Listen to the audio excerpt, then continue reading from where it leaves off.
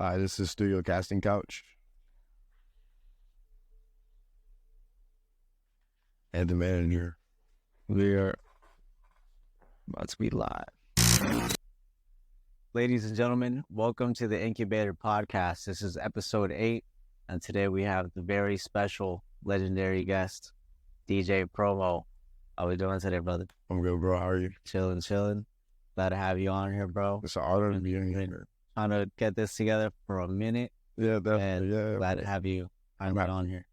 Yeah, man, you've been killing it with everything you've been doing. So I'm happy to be a part of your project, of, everything you produce. Oh, yeah, bro. Appreciate it. And so we just came off this past weekend from a super legendary night at Sky Bar in Fort Myers. Oh, yeah. More about that. That was a dope opportunity. Really big blessing. Always a dream of me and Sway to DJ at such an iconic building. It's a staple to the city. So anyone who knows, big shout out to Sway J. And shout out to all the other people behind the scenes that got us to be a part of that. That was a huge opportunity that I believe, is definitely well deserved, and a lot of other DJs deserve it. But we're happy to be a part of the new wave to kind of break in.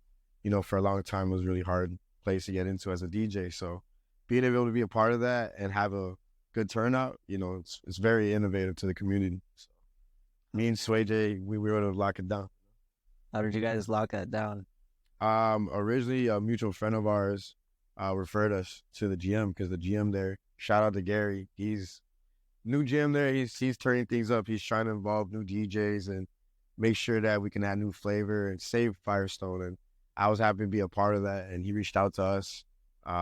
Me and Sway have been DJing a lot together. We were doing Kamoon Thursdays, and we got a brunch coming up that, we'll get to talk about. For the most part, not, but that was just something that was, off of our hard work. We got recognition. And, I would also, homie DJ Smash, shouting us out because he's recently been a part of that team and got to be involved with Firestone as far as performing as a DJ. So, a real DJ, is going to give credit when it's due. And I think that's something that just happened.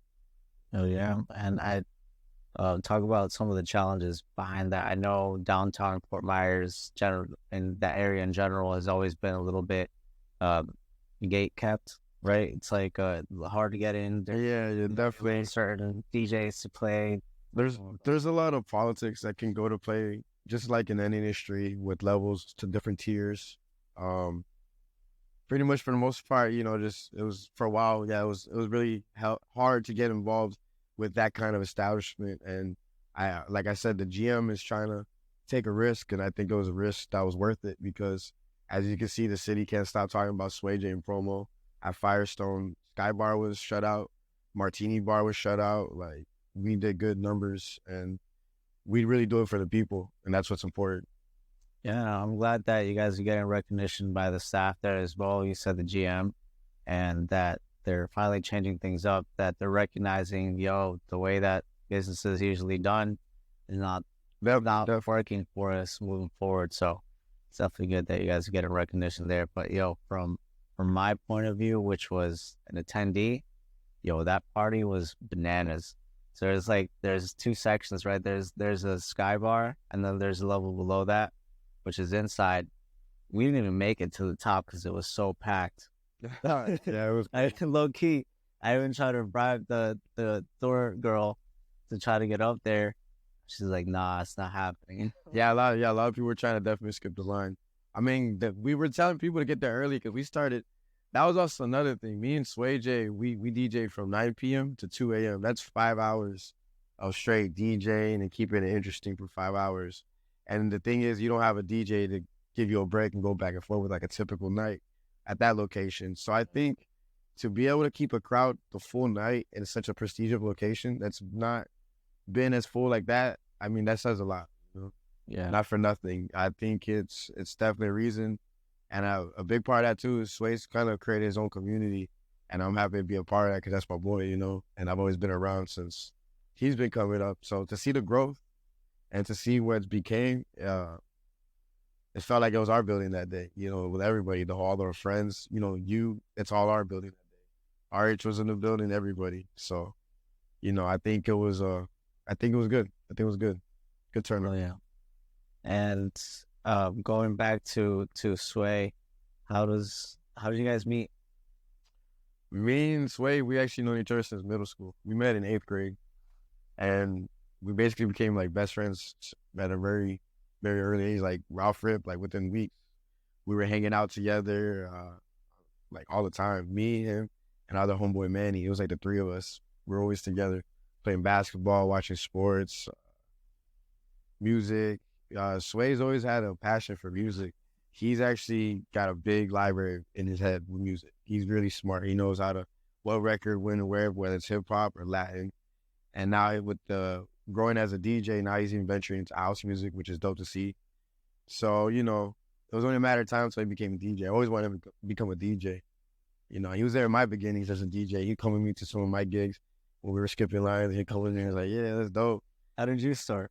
Um, I had a cousin. I had the interest to become a DJ. I always liked the factor of I like so much genres of music. So to be able to connect with the crowd through the manipulation of music, how to, just bring out a vibe, that was something I was always fond of. And growing up on hip hop, I like the concept of being turntablist. So naturally in my sets, I tend to scratch a little bit or do little cuts, just for a feel. It's just a part of me. Um, I was like 15 going on 16 and I wanted to become a DJ at that point. And I had a cousin that happened to be a really dope DJ in Puerto Rico. He DJed at EDC Puerto Rico when they had it going to EDC Puerto Rico. He got to go on tour with Tiesto, Steve Angelo. He did a bunch of dope events. I think he actually did a set before at Space. He passed away now at this point, but he was Carlos Lopez, DJ Red. And he was a dope tech house DJ producer. And he was even in a duo with, they were called Plumpy Bitches. But they were dope. They were killing the underground scene. And I remember I went to Puerto Rico when I was 16. And my cousin was like, I heard you want to be a DJ, so why don't you come to the club I'm DJing at? He was DJing at this place called Club Brava in Hotel San Juan. And it was a really popular nightclub spot. That night, he got me. I was 16, keep in mind, so I've never been in a club before. He got me the VIP band right when I walked in. We walked right in like nothing's like El Mi Primo. I was good. And I'm drinking whiskey, not even like knowing how to drink like that yet. And then Miguel Cotto's in VIP with us. He's a dope boxer, Puerto Rico legendary. So it was an experience, and I'm seeing all the glamour. It was Joey Randy's DJ. I can't remember his name right now off the top. But my cousin was invited as one of the DJs in rotation. So all the DJs come out for the birthday. You know how we do when it's someone's birthday, we're gonna come out, show out. So they're OGs at that point, and that's pretty much what it came down to. I got to be a part of that, and my cousin had a set. The crowd was crazy, and just seeing that kind of like limelight, but like still being like in the behind the scenes, behind a booth, it was pretty cool. It intrigued me a lot. And he's showing that he was doing bigger top tier gigs. So it taught me value of not selling for less as a DJ. That I want to do festivals, big events, concerts, big clubs, and that's something that we're on the route of doing, So that was something that inspired me heavily to hit it, 16, 17. So eventually, the following summer, I worked for 3 months in Puerto Rico at a clothing store where my brother was the manager, and I saved up all my money and bought a turntable. And that's pretty much was the start of it, going into my senior year of high school. Into your senior year of high school? Junior year, going into senior year, and then I bought a turntable, started from house parties, so eventually getting into a teen club spot when I was 18. And at what point did you start doing it full time? I would say full time, honestly, these past, I'll say in 2017, 18, back and forth between studio, of course. Man, I'm DJing. I usually was DJing three nights a week, and then studio full time. So it's fun for me to be able to have a switch up, because doing the same thing too much can take you away from what you love when you start doing it too much as like slaving away into it. So yeah, about the last 5 years I've been doing this full time, everything musically. Well, tell me a little bit more about what you do, because you're not just a DJ, you're way more than that. Yeah, I am a recording engineer and a mix engineer. And on occasion, I'll produce or rearrange for artists. So pretty much a full-time audio engineer. I got a bachelor's degree in music for recording arts. So I take it very serious. You don't need college to be successful in anything, but at the time I didn't know where to go for mentorship. So it made sense for me to just take it to a higher level and I pursued, music school at Full Sail. Cool. Got a bachelor's degree, and despite certain pros and cons from certain reviews, it worked out for me because it taught me a certain aspect of the industry that I never would have learned just freely out, coming straight out the bedroom studio. So, that's something that I take pride in. And, yeah, pretty much full-time recording artists locally on their labels. I got the pleasure of working with Alex Spike. I once got to do a session for Mariah Angelique with the producer Cappy, who's my mentor. Cappy's a real dope engineer and producer. He's multi-platinum, Grammy awarded, so he's doing something right that I'm happy to follow in those footsteps and apply that my best to my ethic with my own touch, Who was the first artist to give you an opportunity? Richie Ray, he's a salsero. Richie Ray was from a duo called Richie Ray and Bobby Cruz. If anyone like salsa don't know about La Fania All-Stars, which is an old school throwback, like the best of the best in salsa, the best conquero, the best like singer, all that. And he was a part of that. He's won Grammys, and I got reached out to him one day while I was still in school for engineering because he knew of me from from a relative. And he said, I need someone to record me in Cape Coral because he happened to live there at the time. And he wanted to go all the way to Miami to record in a big studio. So I got to do a session. I had a little setup at the house. So I did that.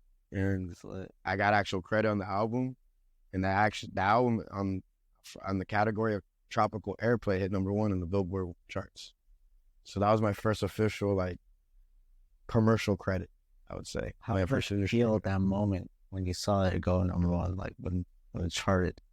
It's so cool because it's like, it's just a milestone, but it's not something that I knew would change my life forever. I was just sort of say, okay, I did that, now what's next? Because honestly, there was a time I was working in Orlando doing deliveries, and I was delivering, and I was going through the channel, and the song came on the radio. And I recorded. I was like, I recorded that, but I'm still out here making $8 an hour, trying to still make it. This was after college when I didn't just immediately break into the studio and get my opportunity, but I was determined still, but I still had to make ends meet. So I had a normal job at the time. There's times I was discouraged, but you get little signs like that you're like, all right. Oh, yeah.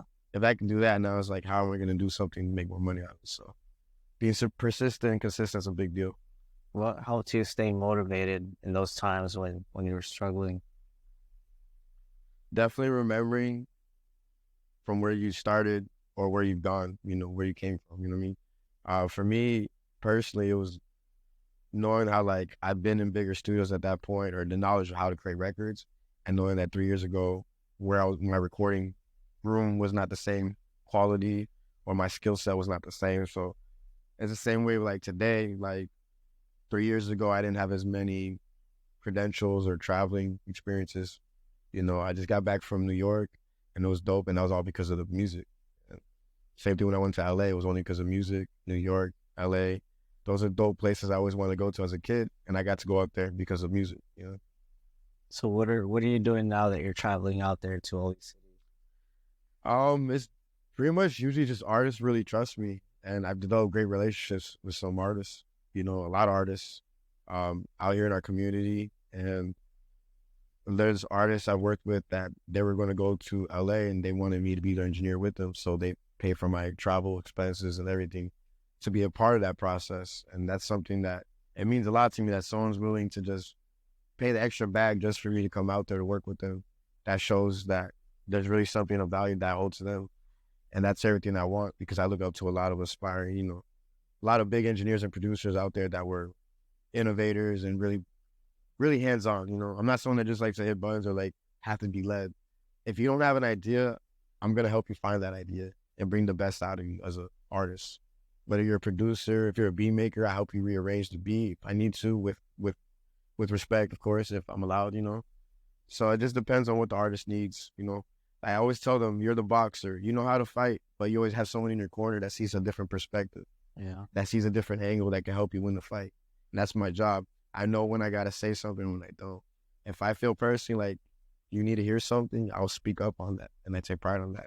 But without overstepping boundaries to mess up the energy, It's a little give and take. If I can understand the artist is pretty straightforward what they want, I'm going to write it out and just bring it to the best I can. That's the way I see it too. Like, the artist is basically the CEO Um, and everyone else, like the producers, the people that do the marketing, that's all the C level that's below the CEO, right? And so they all, while they all have their own responsibilities, Yeah, they all eventually answer to the artist who has the final say in how the product turns out. of course. Uh, But at this point, I'm very selective with my clientele. I'm blessed to be in a position where I get quite a large amount of inquiries, to do sessions. So for the most part, I work a certain way, and just because every client might not be the client for me, just like I might not be the engineer for every client, and I'm okay with that. When I first came up, I was willing to work with everybody and anybody at any time, whatever time. But now it's like I got a set schedule. So if you want to book me, this is the time frame you can have me, and this is my price. And if we got chemistry or vibes, I'll work with you. But for the most part, for me to do what I want to do effectively, I got to be able to work with someone who's willing to give me that part of leverage. If you won't let me, if you're not going to be professional enough to let me have my part to what do I need to do professionally, like some people might try to book less time than they really need to do more songs. Like there's no way I can do like 4 songs in 1 hour. You know what I mean? That's ridiculous. But some people don't understand that, and that's my job too, to be patient, understand artists, and try to help them, learn. I love educating. Everything I've learned from the industry, from everything I learned from working with record labels or other people who've been in record labels, I try to be a sponge, and whatever I know has worked and I've experienced and I know for a fact, I'm more than happy to express that to anybody I work with. I feel like that's what holds my value. A lot of people feel trust with me when I try to help elevate them as artists, not just musically, but mentally, emotionally, in every aspect. Get them to get out their comfort and try new things, and it works out usually for most people. It's where you tried it and never knew that you didn't, you don't know what you don't know. Yeah, exactly. So that's something I did. Recently in New York, artists flew me out to go with them to New York, and it was shout out to St. Rose. He just dropped an album as well, and I worked with him heavily. Oh yeah, shout out. But he was like, "Yo, I went to New York," and his manager hit me up and saying, "Can we want to fly you out?" I'm like, "What's the catch? Like, what's going on?" He's like, "Nothing. We just want you around us." I was like, "Why?" He's like I just trust you around, and when I do anything, they had to do some plays, and it's like, that's crazy. I'm like, well, okay, you all right? Let's do it. And it was dope. I'm glad I went though, because that's my homie, and I care about his music and him. So I was there on some like Rick Rubin stuff. Like I'm just kind of vibing out there in the background at the studio session in Brooklyn, putting my little inputs. But I know he was in good hands with a good engineer. So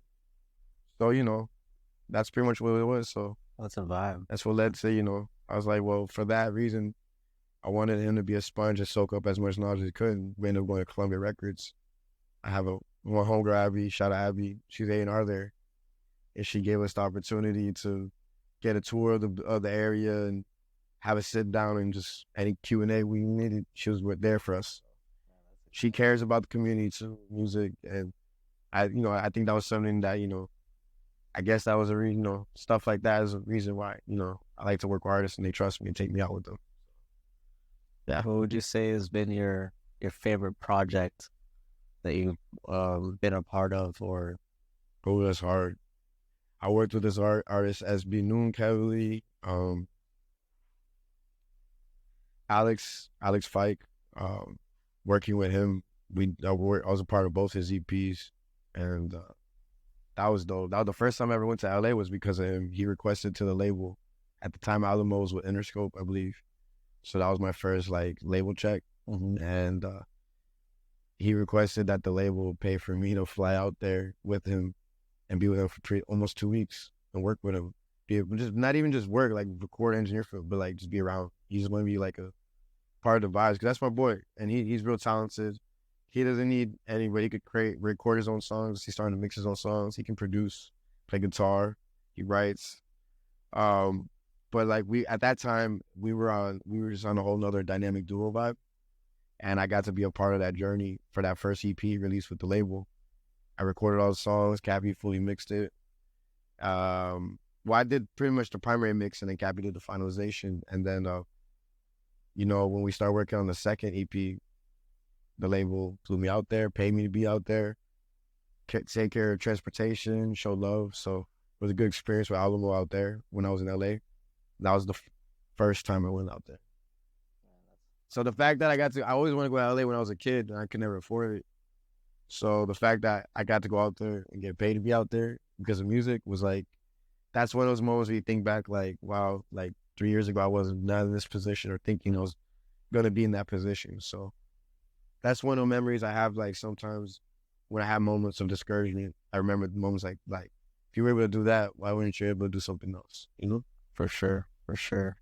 And we just talked about your favorite moment now. Tell me about your worst project or the worst thing. Or the worst artist, maybe. I can't say the worst artist. I can't say the worst artist. You don't have to mention who, but I can't say the worst. I can't say the worst artist. But I will say some of the worst artists were mainly in my early days on my come up.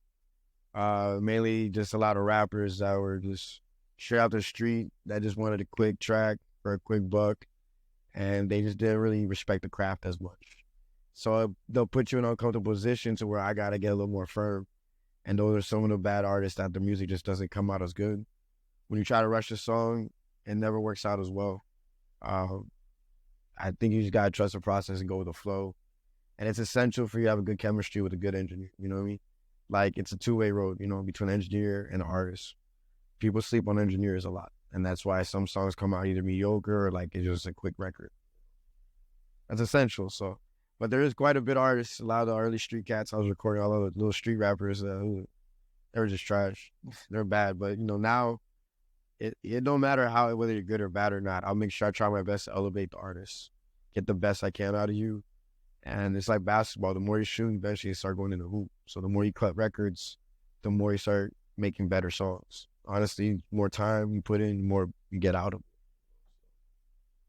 it. Walk me through the process of how, say, a new artist has never worked with an engineer or anyone before. He wants to release, he wants to work on a new album or a new track like that. How would he approach you or someone else? As far as like the first time ever recording or being in a song or anything? Yeah. Typically before anything, before we just go right into hearing the beat, what we're doing today, I like to break the ice and know what the experience level of the artist is so I can know what speed I should calibrate myself to. Because if you're at a pace where like boom, boom, boom, boom, we don't got to say much, I got you. I'm a very fast engineer. I'm very, very fast. But sometimes I could be too fast for someone that's not used to a pace or don't understand the terminology I'm using. So I got to understand, like, have you been here before? Have you not? If you haven't, if you don't know what dubs are, emphasis, ad-libs, and now I got to kind of hold your hand, which is okay. That's what I'm here for. Like, I want to make sure you're comfortable. I can guide you so we can get to the ending point, which is a record that we're both happy about in the media. So for me personally, when I get with artists, I got to feel the energy out, see where their head's at, where their vibe's at, so I can understand them. If I can understand them better, I can understand their music better. If I can see where they're coming from, where the angle's at, I feel like it helps me create a connection. And when there's a connection, empathy, it elevates the song, the record. Because now I'm thinking more beyond things, you know, the emotion of everything. So once I see where they're at with that, you know, then we'll pop on the record and I can get an idea, let them tell me how they're feeling about it. They have the option, they want to be in the booth isolated or they want to record in the room next to me, whichever they prefer, whatever they're most comfortable with. You know, I just want to make sure they're comfortable. If they want to smoke a little bit before their session or have some drink or something to drink, they're more than welcome. You know, whatever you got to do to get right, and then we get to it. I'm here for them on their time. Once they're in the booth, first thing I want to do is I need you to warm up. And while you warm up, I can get levels. And then that's where we kind of go into. From there, the process begins, you know. Get the right levels, put a little bit of sauce on it, get the right juice to make it kind of idea of the sound. And then, you know, I can follow tracks to see where the record takes me on their performance, you know. Then on that performance aspect, most times they don't know how to properly, what they should redo, what they should layer. That's my job that I take, you know, very closely, paying attention to, okay, right here we should try a harmony out because the type of song, this could sound good. Right here we should try an ad-libs, you know what I mean? Yeah. That's my job where I'm go beyond being an engineer. Now at that point, I'm becoming an executive producer or producer, you know. I'm helping you actually create the song now. But that's something that I think separates me from a lot of engineers. I'm kind of a hybrid, you know. So tell me a little bit more about the difference between an engineer and a producer. And So there's audio engineers, which is basically broken down simply into a recording engineer, a mix engineer, and a mastering engineer. Recording engineer, straight to the point, they record your vocals. That's one process, recording the song. Then it gets passed down to the mix engineer, which could be typically the same engineer as a recording engineer. And that's what's going to make it sound with the echoes, special effects, make it sound ready for radio. Then it's passed final to a master engineer, who could typically in a smaller budget studio be the mix engineer, but usually more high budget projects, they send it to a separate engineer for mastering, because he's going to make it, polish the mix to make it sound big and wide and sound good on all different headphones, car, everything that you listen to. It's going to sound at good balance. Then you have producers, which is commonly confused between beat makers and producers. A beat maker, they'll just make a beat, boom, boom, boom, slap it on, and they're like, yo, there's a beat, figure it out, do something with it. That's it. And that's cool. That's sometimes naturally people make beats, but a producer, they'll dissect and tailor the song to an art. You know, they'll make an essential beat, but then they'll say, I got an artist in mind when I created this beat. Yo, based on their tone of their voice, they should hit it with this melody right here. And then when the artist records, they start muting instruments, adding new instruments. That's a producer. They're tailoring the song, whether it's vocal production, or actual beat production. That's a producer. A producer is going to dissect and construct to make something tailored. And honestly, I think that's what makes a record. You know, even in hip hop, they're like Metro Boomin, all these guys are beat makers, but they're actually producers. They'll sit down with the artist, and Metro will mute a kick or 808 and say, yo, right here when you're doing this, right here will sound hard like that. That's producing right there. And I like to apply that factor to a lot of artists here locally. So I encourage them to not just get the 2-track to record, to get the stems. Because once you have the stems, you have control of all the individual instruments. And we can have fun and really make that your song, you know? It's important. Oh, yeah. What would you say is your secret sauce? What sets you apart from other producers, other engineers, other DJs? I think the fact that I have the general knowledge of being able to produce a beat. I'm a pretty decent DJ live, and I'm a studio engineer. I have all the aspects of music where it goes, you know, from creating it from ground zero with the stems to engineering the vocals to knowing a live feel, how, you know, generally music feels and sounds, which keeps me up to date as an engineer. Being a DJ, you gotta be up to date with music. Being an engineer, you gotta be up to date with new tricks, new technologies, new sound effects, and I guess all those factors combined, I just feel like just a sponge. So it depends on what I've done. Country records, I've done house records, I've done Latin records, hip hop records, pop records. I hear it all, play it all. So it's like I could bring that sound that you want. It just depends on who the artist is. I'm like a chameleon with music. Oh, yeah. So, you know, I love that. I love having an open palette, you know? Do you have a specific preference for any type of sound? No, I really don't. Today I was doing more of an indie rock kind of pop record, and I was enjoying it. And there's times I've done boom bap, complete different world, or I've done the super auto tune, Lil Uzi vibes, and I loved it. You know what I mean? It's just like, same thing, I'm shuffling music, but today I'm shuffling what I'm creating. Yeah. That's how I look at it. That's awesome. Yeah. That So must be. that's pretty much all I do. So I get to do that, and then it's a thrill just being in the studio all day, and all of a sudden it's like, from the studio to the club, and then just kill a set, and then just go home like, y'all, I don't know. When I was a kid, I dreamt of stuff like this. So doing it from a top tier in the local aspect is dope. So now it's just about taking it worldwide, you know. I want to do those Bad Bunny records. I want to do those big Alpha records. I want to work with Drake's eventually, you know. Not just them, but necessarily, but using those kind of tiers to reference even the new upcoming. So taking these trips to New York and LA and Miami is essential for those reasons, and keeping strong friendships with people on their come up or they're already in there, and being genuine, you know, that's something I do. You know, I feel like I'm close, you know. So Where do you see yourself? You said a little bit ago that just a few years ago you didn't see yourself where you are now. And I want to know, where do you see yourself 5 years from now? 5 years from now, definitely having my own establishment of a studio location the way I want it, with architecture layout. I already have an idea of how I want the rooms, the setup, the flow, the business structure. A creative space for the community that's going to be of top tier quality, but also more affordable. So having multiple rooms will be essential. And definitely traveling the world more, doing some more higher end gigs, DJing. I can see me definitely being a part of Rolling Loud or going on tour with the artists. I love to be a part of a show. I love the whole aspect. And I think, who knows, eventually investing into businesses. You know, I've always been one to want to open up food chains or real estate without being a real estate agent, but like investing into properties. So I definitely have the whole aspect of wanting to have that residual income. So, you know, right now it's just about having that foundation steady with my business now. Like this footwork of being a really top tier DJ and engineer, I worked to get paid well with what I enjoy doing. So now it's about having the extra funds to invest into just spreading that out more. And I think that's something I like to do. I've always had plans. I want to have like an organization to help people, like non-charity or like a nonprofit charity. Mm-hmm. And mainly for like helping children and families in need. You know, that's something musically I think ties together well. You know, not only give back, but enlighten them with music. Do something live. Can even do some studio sessions in some places that can't afford it. Bring some equipment. If I could bring my Apollo, some Yamaha speakers, and a Neumann mic, you know, that's more than they can even dream of to create some music and have some fun, you know? That's exactly what I think too. And that's kind of what happened with NSPO. Because I've thought of NSPO for over 6 years now, but I kind of like really put myself into it once I got into college, once I got into the entrepreneurship program.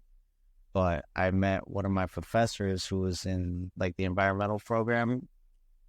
He was telling me about, I already knew music is very underserved in the community. You know, you can go to school for pretty much everything else, but for someone that's an artist, it's really hard to go to school for that. You can't teach creativity. Exactly. That's something that blocks me. And instruments are very expensive as well. So we were thinking about doing some sort of roving mobile that has instruments and stuff. Oh, that's like dope. Like a mobile studio type stuff? Yeah. I would love to be a part of that. That's something that'd be dope. I've actually, I've thought about something like that too, but like a mobile studio type thing, because it's so many different factors with that. Like the main factor to me is like, not only can you help people have fun by pursuing a passion, you also teach them. Yeah. And so like there's kids out there that may want to be the next producer engineer. They can learn how to do it with that. Or there's someone who's the next singer. They can learn how to do it with that. DJ setup and being there with a little smaller controller. We should try to do something like that, like an event. Maybe we can do something like that for the kids or something. It's funny because that's the only thing we were missing was a mentor, like someone that was an engineer or that knew how to do that kind of stuff. That could be something. I'd definitely love to do something like that because, you know, the reality of this is once I open up a studio, eventually I would like to teach the next generation has this like-minded mentality with pursuing this with good heart and true passion. And for that, you know, eventually, same thing, one day it's going to be time for me to hang up my headphones. And I'm more than welcome to open that gate to the next person that makes sense, that deserves that position. Exactly. Not just off of credibility, but off of just genuine personality. And I think that's something that'll be cool. Help the kids out with the music and, you know, give back. You know, I really do think about like how there's a lot of kids out there really hungry. And it's like, nah, there's so much more people can do, but it really does. It's got to figure out the structure for it to properly do it. Yeah. I think it's, there's a new wave of jobs and all types of different fields that are in the creative industry, and you don't necessarily have to be an artist. A lot of people go in, want to be an artist, they want to, you know, be on stage and all that stuff. Then they realize, hey, maybe I also like producing, I also like creating visuals, I also like writing. And that's all kinds of things you guys can do. Kind of like different. You can even have different like mobile vans. Like one is like the video like vehicle, where it's got like screens and stuff inside. Too, yeah. Like you have different like trucks parked for different reasons. Yeah. But I'll start with the location if anything, Especially over or here. a pop up. You do a pop up. We could do a pop up somewhere. I have something to brainstorm. That's definitely something Yeah. else we could talk about that for sure. But Nah, man. So that's something that I really like to bring to the community, to make a part of Inspo, because that's, you know, why Inspo exists, is for the people. So anything that we can do yeah, to definitely. work together. And shit, the facility, we're actually at the facility here right now, Yes, the facility. and it is a fire Gem. spot. It's a gem We'll out here. definitely, yeah, It's got a lot of history here. gem. Talk more about it. So originally this studio was had before it was the facility officially, facility used to be in Naples. And then the partner of Cappy, who was the founder of the facility, was Muyo, and this was originally his spot. It used to be a whole different setup. We had it sideways. We had come in from this door, and he also used to produce a little bit of back with Baby Jake and a couple other dope artists. And eventually they collaborated, and this became the facility. And from there, it just kind of grew, blossomed. Eventually, Cappy actually produced Dominic Fike's demo out of here. 3 nights was made out of here. And that's what eventually got him signed, as we all know, you know. So it's pretty cool to know, like, there's greatness has been in here. We got Matt Hunter, Matt Black, Alex Fike, the whole Lane Boys. We've had people from labels, producers, dope artists come through here. So it's one of those things, it's been a hidden gem, but it's always been about quality. And me, Eddie Rock, Marlo Bacci, pretty much came under Cappy, you know, with his mentorship. It's upholding his quality because he was a really good mix engineer besides being a dope producer. He's got placements with Justin Bieber, Dom, J Balvin. So he's been doing his thing, and he's got his credentials and stars and stripes, but he's still coming up and trying to even step up from that tier. It's like, you never stop. Because once you're at the top, the only way is down. You got to keep trying to elevate. Oh, yeah. You know, so I think that's just one thing that we all have in our minds. Marlo Bacci has been killing it out in Clear Track in Tampa, working in a bigger studio, more labeled artists, and Eddie Rock's been doing a lot too, behind the scenes with some credible producers and writers. So we're all just still trying to get it, you know. You never, Yeah, I love it. you never know What's going on behind the scenes that really no one knows about. I feel like it's a hidden gem out here in Fort Myers in general. Yeah, most Southwest Florida. There's a lot of talent that it's finally coming to be recognized as it should. I appreciate that. Yeah, definitely. This has been my home, and there also is Track Out Studios and News G Productions. There's a lot of dope studios out here in the community, which is good to see, because I think there's plenty for everybody out here to eat. You know, it's just a matter of, personally, wherever the artist is happy is where I'll engineer for them. I don't want them to feel entitled or tied down to where they can only be in one location. Some people prefer a different aesthetic at times, and they want to. It's healthy to go to different locations. You know, when I used to play basketball a lot, I used to go to different courts. I just be in one basketball court. So, but for the most part, this is my primary studio location. This is where I usually do like 80% of my work. This is a facility created by Alico. So, Oh yeah. What's the next move career wise? definitely want to pursue full ownership of whether it be taking over maybe even the facility or open up another location. I want to eventually be full, be a studio owner, fully. Right now, I've been pretty much in the process of helping take care of the studio, run it, and function as if it was my own. However, it's a different level when I have ideas and visioning, like aesthetically. I want to open up different rooms. I want to add more to investment into it. So I think literally opening up this location, if not enhancing this one, is definitely a big deal to me right now. More gear, investing into more gear. And just growing with the DJ. Like, DJing different cities, locations. I like to be in LA, Vegas, Austin, Denver, DC, New York, spinning within this next year. And I got some leads right now on that. So it's something I'm working on right now. I have like a little mini tour I'm trying to set up. All right. But, I look at it as like I've always wanted to vibe in those places. So why not get paid to be there, That's something that I was going to ask Sway about too. today? I forgot. I was gonna text him. I completely forgot. But what would you name a tour? Have you ever heard of Bresh? It's an Argentinian turned Spanish reggaeton party, and they travel all around the world. Oh, damn. They're mainly in Ibiza right now, but they're also in Miami, and it's a reggaeton party, and it's all like themed, and it's all. Yeah, I never heard of that. To throw a tour like that, but would you throw? That's hard. I don't know. It just depends on the criteria. Because the thing is, also, I feel like, like if I'm in Vegas, more likely my set's gonna be an open format set.